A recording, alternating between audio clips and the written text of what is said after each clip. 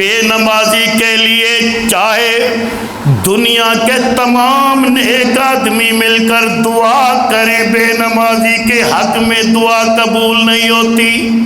بے نمازی اپنے لیے دن رات دعائیں کرتا رہے، اللہ قبول نہیں فرماتا۔ نہ بے نمازی کے حق میں دعا قبول ہوتی ہے اور نہ ہی بے نمازی اپنے لیے دعا کرے وہ قبول ہوتی ہے، اور نہ ہی بے نمازی کی کسی کے حق میں دعا کی ہوئی قبول ہوتی ہے۔ فرمایا بے نمازی اگر حاجی ہے، 100 سینکڑوں حج کر لے، بہت سارے حج کر لے، بہت سارے عمرے کر لے، فرمایا اس کی کوئی حج اور عمرہ قبول نہیں۔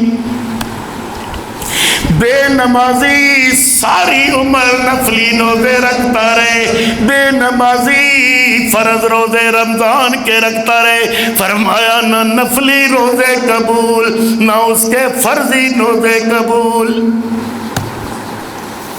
بے نمازی چاہے سارا دن 24 گھنٹے قرآن کی تلاوت کرتا رہے، فرمایا ایک لفظ بھی قرآن کا پڑھا ہوا قبول نہیں۔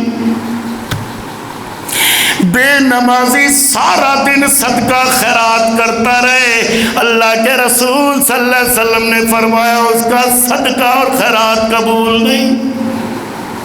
بے نمازی رمضان کے اندر آگے بڑھ کر بہت سے صدقے خیرات کرے، زکوٰۃ ادا کرے، نہ زکوٰۃ قبول ہوگی نہ صدقہ قبول ہوگا۔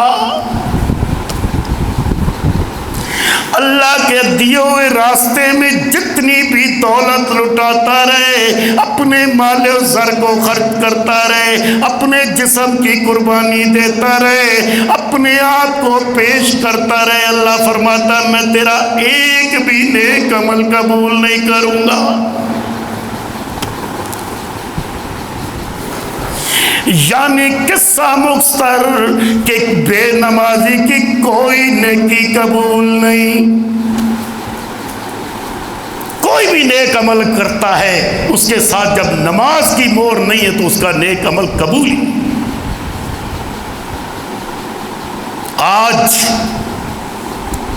ہم نے بڑا سنا ہے، عام لوگوں کی زبان پر یہ بات ہو جی نماز تو دل کی ہے، یہ اوپر نیچے ہونے سے کیا رکھا ہے۔